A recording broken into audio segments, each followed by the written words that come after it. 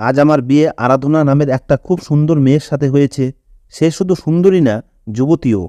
আমার বন্ধুরা বলতো নিজের থেকে কম বয়সের মেয়েকে বিয়ে করার অনেক লাভ আছে। আমি খুব খুশি ছিলাম, কারণ আমার স্ত্রী সুন্দরী আর আমি সবসময় সুন্দরী বউ চাইতাম।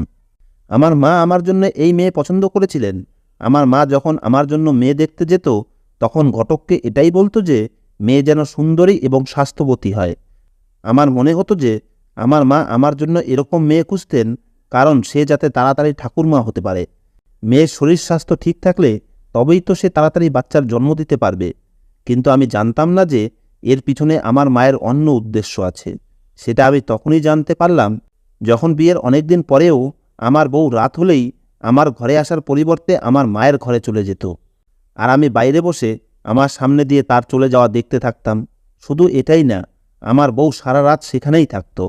সকালে যখন বাইরে আসতো, তখন কখনো সে বলতো আমার পায়ে ব্যথা, আবার কখনো বলতো আমার কোমরে ব্যথা, আর সে ন্যাংড়িয়ে ন্যাংড়িয়ে হাঁটত। আমি অবাক হয়ে ভাবতাম যে এ সারা রাত সেখানে কি করতে থাকে, আর আমার মাও একে আমার কাছে পাঠিয়ে দেওয়ার কথা একবারও ভাবে না কেন। আমার বউকে তো আমার মা নিজের চাকর ভেবে নিয়েছে, কিন্তু আমার বউ খুব সুন্দরভাবে আমার মায়ের সাথে মিলেমিশে থাকে। তাদের মধ্যে কোনো ঝগড়াঝাটি কিছুই নেই। শুধু এটাই না, যখন তারা দুজনে ঘরের মধ্যে থাকতো, তখন আমাকে ঘরের মধ্যে যেতেও দিত না।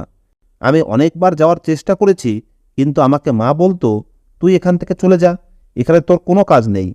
আমি একদিন খুব উৎসুক হয়ে সেই ঘরের মধ্যে লুকিয়ে পড়লাম, যাতে জানতে পারি আমার বউ আর আমার মা সারা রাত ধরে কি করে। আমি তাদের নিয়ে কোনো অদ্ভুত চিন্তা করিনি, কিন্তু এই ঘরের মধ্যে তারা দুজনে একসাথে কি করে সেটা শুধু অদ্ভুতই না, বরং অনেক বেশি লজ্জাজনক। কারণ তারা দুজন সারা রাত বিছানায় একে অপরের সাথে। আমার কাজ ভালোই চলছিল, আর আমাদের বাড়িতে বেশি লোকও ছিল না।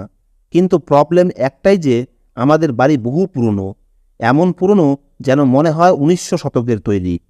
সবাই বলতো এই বাড়িটা ছেড়ে দাও, না হলে এই বাড়ি কোন দিন তোমাদের মাথার উপর ভেঙে পড়বে। আসলে এটা বাড়ি না, একটা ছোটোখাটো হাবেলি। কিন্তু আমার মা বলতো আমি বিয়ে হয়ে নতুন বউ রূপে এ বাড়িতে এসেছি, তাই আমি মরা না পর্যন্ত এই বাড়ি ছেড়ে কোথাও যাব না। আমার মায়ের প্রতি আমার এত বেশি ভালোবাসা ছিল না, কিন্তু আমাকে তার আদেশ পালন করতেই হলো, কারণ আজকের দিনে ভাড়ায় ঘর পাওয়া খুব মুশকিল, আর আমার কাছে এত টাকাও ছিল না। আমি আমার মায়ের একটা বড় লোকসান করে দিয়েছিলাম। তিনি নিজের গ্রামের সব জমিজমা এবং সমস্ত গহনা বিক্রি করে আমার হাতে টাকা তুলে দিয়ে বলেছিলেন যে আমি যেন একটা ব্যবসা শুরু করি, যাতে আমরা সারা জীবন বসে বসে খেতে পারি। কিন্তু ব্যবসা আমার চলল না। আর না শুধু ব্যবসায় লস করেছি, পাওনাদাররা আমার পিছনে পড়ে থাকায় আমি খুব